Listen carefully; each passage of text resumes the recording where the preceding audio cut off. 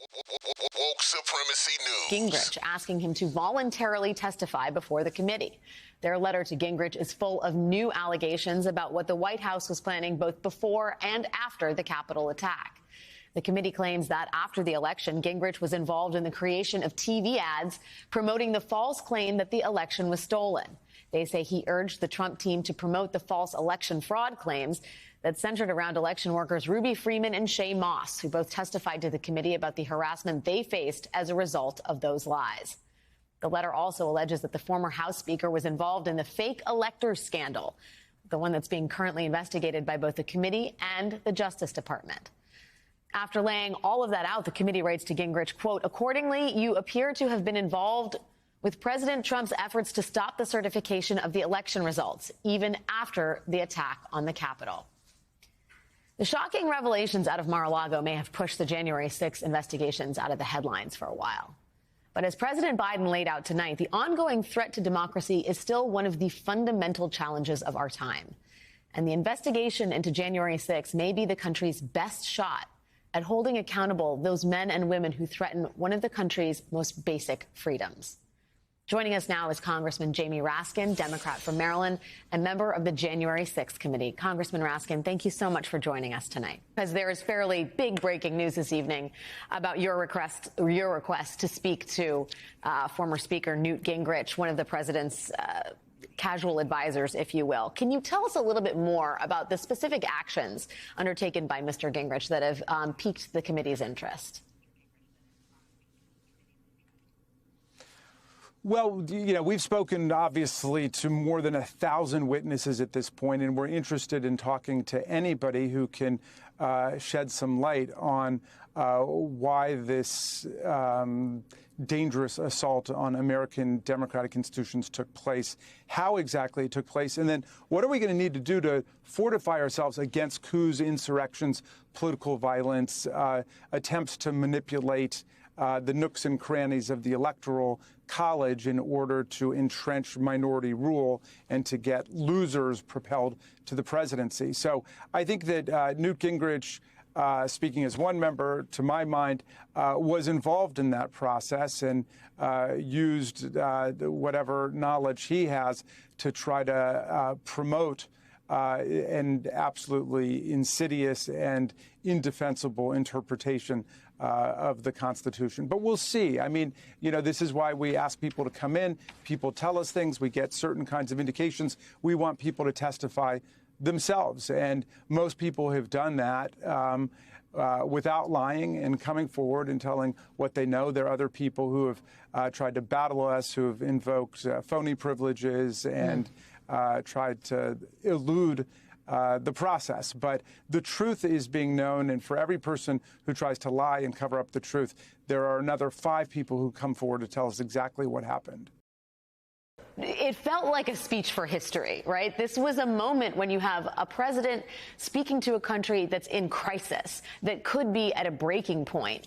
And I wonder, as someone who's on one of the key committees that's investigating sort of how we make amends, how we hold accountable the actors who are trying to undermine democracy, do you feel like these investigations, do you feel like this committee work is getting us closer to a more peaceable union, or is it fracturing us further?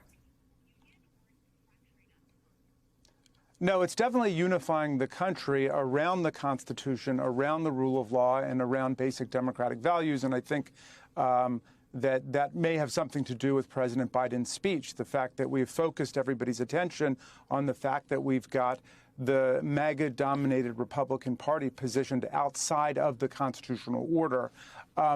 I would add only a couple of points to the president's excellent speech. One is that democracy is not a static thing, but it is a dynamic process. And Tocqueville remarked in Democracy in America that voting rights and democracy in our country are either shrinking and shriveling away, and we've certainly been in a contractionary mode, or they're growing and they're expanding. And that's been the history, of course, of the struggle of women to be full participants in democracy, the struggle of African Americans to have full voting rights and to be full participants, and so on. Well, I think that just as 37 states have had to argue for democratic inclusion, there are more would-be states seeking inclusion membership, including Washington, D.C., 713,000 disenfranchised, tax-paying American citizens. They want statehood. 3.5 million people in Puerto Rico who have tasted the bitter price of colonial disenfranchisement as recently as Hurricane Maria, where they got cheated out of hundreds of millions of dollars of aid, and instead Donald Trump threw paper towels at them. We need a constitutional amendment guaranteeing everybody the right to vote. We need the John Lewis Voting Rights Act. In other words, we've got to get democracy moving again. It's not just a defensive question of protecting what we got, but making sure that democracy moves and adapts to the challenges of the new century. Trump's lawyers said in court today, quote, "We've characterized it at times as an overdue library book scenario. No biggie. Those classified and top secret documents, they are just like an overdue library book." That interesting argument was made by Trump's lawyers today during a hearing this afternoon to determine whether or not a federal judge should grant Trump's request to appoint a special master to review the documents that the FBI retrieved from Trump's home. Yes, documents like these, top secret classified documents found squirreled away throughout Mar-a-Lago in his office, his bedroom, and his storage room.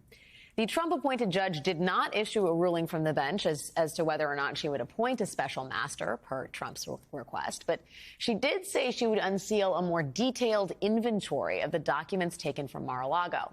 Her ruling and the unsealing of that document could come at any time. We have no idea when we are going to get it, so know that we have all of our eyes on you, Pacer. That's a legal joke. In court today, the Justice Department had a simple reminder for the former president and his legal team about just whose documents they really are. They pointed out today that Trump, quote, is no longer the president. And because he's no longer the president, he had no rights to those documents. He was unlawfully in possession of them. That ends the analysis. Full stop. It does not get any clearer than that. The Justice Department argued that the appointment of a special master on claims of executive privilege would be, quote, unprecedented, because that's claiming executive privilege against the executive branch, which seems sort of impossible. The DOJ also argued that adding a special master at this point would cause delays, not only for its own ongoing criminal investigation, but for the Office of the Director of National Intelligence and her ongoing damage assessment of the documents. Remember, the Justice Department has said their initial review of the documents is complete. Its special review team, that filter team, has already set aside a small handful of documents deemed privileged. And the appointment of a special master could delay the important work, that damage assessment, about the fallout from those classified top secret documents hanging around Trump's club and what all that means for national security. Also, whether or not those classified documents contain national secrets that, improperly held, would be a violation under the Espionage Act. Meanwhile, Team Trump said a special master must be appointed because we need to lower the temperature on both sides. We need to take a deep breath. Former U.S. Attorney for the Northern District of Alabama, current professor at the University of Alabama Law School of Law, and co-host of the podcast Sisters-in-Law. Joyce, thank you so much for being with me this evening. Thanks for having me, Alex. So let's talk about this third-party review, this special master. I know you've seen the court minutes that we have and the judge's ruling. Where do you think she's going to land on this? Do you have any indication based on the events of today? She's given every indication that she's inclined to use a special master. And her approach to the government has been a little bit of a plea. Come on, what's it going to hurt to do this? But that's not how the law works, right? You could say this in every case. Every defendant would love to have an investigation into their criminal conduct slowed down and have an outside person reviewing everything that DOJ does. But that's not how our system works. And doing this is just another way of Trump demanding that he receive special treatment, that he be set above the law. I hope the judge will see through this and not go along with it. Well, and it's not just the appointment of the special master. It's what the Trump team wants from the special master. Today in court, the Trump attorney said they want a third-party special master to share all of the evidence with them, including the affidavit laying out the government's case. Is that the bridge too far, or do you think that that could be legitimately under consideration? No, that would be an absolutely illegitimate step to take. This judge is a former federal prosecutor. It's tough to believe that she would approve that sort of a strategy, because what Trump is really trying to do here, if you take a step back and look at the pleadings, this is just an effort to delegitimize the Justice Department. There's no legal basis for appointing a special master and giving him this extra look-see into the government's work. He's in essence trying to argue to the jury of public opinion, you can't trust the Justice Department. And that's what this is all about. He doesn't have a defense. He's acknowledged having the documents. We can all see for ourselves that they're classified. So his only strategy is to trot out this tired old approach that he's used time and time again when he's been in trouble, and to say, you can't trust DOJ. They're at fault. They're coming after me. It's a witch hunt. I should have a level of oversight into their investigation that no other subject in a criminal case is entitled to. I think, it's right to talk about abortion being relevant in the midterms. It's something a Pew poll shows that 71% of Democrats say abortion is very important in the midterms. But then you look on the flip side of that. A different poll in the Wall Street Journal out today says that the Mar-a-Lago search makes 64% of Republican voters more likely to vote in the midterms. I mean, on one side, we're talking about an essential sort of question of freedom, abortion. And the other hand, on the Republican side, the motivator is an FBI search of documents the president squirreled away with him that were not his. What does that tell you about the ability of two parties to come together and the stakes in this November election? Okay, well, first of all, the Wall Street Journal must not have talked to the people I talked to at the Minnesota State Fair today when I'm just walking around the fair. People are really concerned about someone stealing the nation's top secrets. They understand that there are patriots all over the globe that are helping our country, and revealing their names and the intelligence that they brought us could put them at grave risk. There are countries that want to do us in. Look at the evil, inhuman barbarism of Vladimir Putin right now. There are terrorists that want to do us in.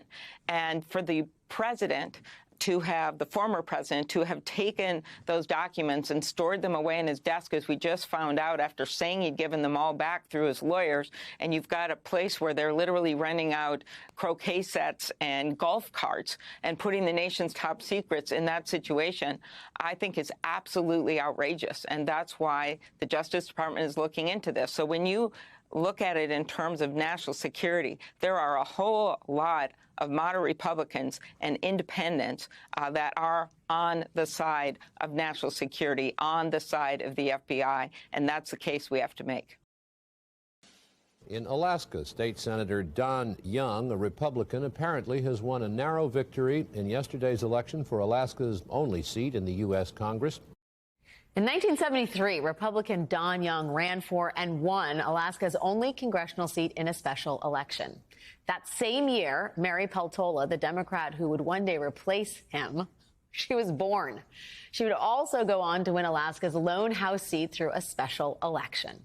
Although this time around, the process was very different. It was a ranked choice election, meaning that voters get to rank their preferred candidates in order. If no candidate receives more than 50% of the first place votes, the race becomes an instant runoff in round two. The candidate with the fewest votes gets eliminated, and their votes go to the next choice. This keeps happening until two candidates are left, and then the candidate with the most votes wins. It sounds kind of confusing, but to win an election like this requires a sort of crossover appeal. And as it turns out, that is just what Mary Peltola has spent her career preparing for. She spent a decade serving in Alaska's State House, where she developed a reputation for being, well, nice, and for working across the aisle with folks you might not expect. The most surprising example of which is probably former Governor Sarah Palin. The two say they bonded as expectant mothers working in the state capitol at the same time. And although Palin admits that the two have very different viewpoints, she has said that Peltola is a beautiful soul who has a heart for Alaska. In any other state, this sort of friendship might seem surprising, but this is Alaska, and doing the unexpected has kind of become Peltola's thing. During her campaign, she vocally supported abortion rights. She also voiced support for universal background checks while campaigning in a pro-gun state. And in the end, it worked. Voters have elected her to finish the term of the late Congressman Don Young. She is now the first Native woman to represent Alaska in Congress. And joining me now is Democratic Congresswoman-elect Mary Peltola of Alaska. I know you're not tired of hearing the intro, Democratic Congresswoman-elect. Am I right? Thank you so much, Alex. And no, it hasn't gotten old yet. Good. First, congratulations. And second, let's talk about what went down. For people who aren't that familiar with the way ranked choice voting works, is it generally the case or usually the case that because of the system, you often end up with candidates who are less partisan and more palatable to both sides? Is that a fair assessment of how it all works in the end? Well, we're still learning the process in Alaska as well. This was the very first election that has been conducted under the new ranked choice voting system. But I am very optimistic, and I think what it allows to happen is steering away from the closed primary process, which has really shown us that has created an environment where folks are trying to out-Democrat each other or out-Republican each other to the point that we wind up with very extreme candidates, sometimes fringe candidates who get elected and then are not able to negotiate well when it's time to solve our challenges, and they're not really able to compromise or build consensus. And I think that the beauty of ranked choice voting is it's going to attract more middle of the road candidates and allow more middle of the road candidates who are much more in line with the average voter, I think, in Alaska, as well as across the United States, who we do tend to be very middle of the road as an electorate. I wonder, I mean, is that why Sarah Palin didn't win? And do you think she's learned that lesson? You, Nick Begich and Sarah Palin are still running for this seat, the permanent seat, come November. When she lost, she impugned the ranked choice voting system and said, though we're disappointed in this outcome, Alaskans know I'm the last one who will ever retreat. Instead, I'm going to reload. I mean, I understand Alaska's a pro-gun state, but Palin has a tendency to speak in these kind of extreme, Trumpy, MAGA-ish, semi-word salad epithets. And I wonder if you think that kind of extremism has a place in not just ranked choice voting, but in the Republican Party if they're going to do well in November. I mean, is that why she lost? Well, I think this election, for this special election, just to fill out the remainder of Congressman Young's term, I think that it really showed us that there is an appetite for folks who are not consumed by partisanship, who really want to bring people together. You know, earlier in your program, you talked about some of the issues that we're facing as a nation. I think we've seen some of the foreign aggression come out of Russia and China, which is very concerning to me as an American. And it makes me realize that no other Americans are my enemies. It doesn't matter what party you're from. If you're an American, you are not my enemy. And I think that that kind of messaging appeals to people. There's an appetite for that. I think that we saw where that takes us on January 6th. And I just think that people are craving people who want to build coalitions and unite us as Americans rather than divide us. Do you think that there are Republicans in the House that feel the same way? I certainly hope so. And I'm very optimistic about both ranked choice voting, but where we're going as a country, I think that there is just such an appetite and such a demand for people who want to work together and want to cooperate with each other. We have very serious and pressing issues that are facing households across the nation. We've got skyrocketing inflation. We've got housing shortages. We all want jobs with livable wages. We all want good schools to send our children to. There are so many more things that unite us than divide us.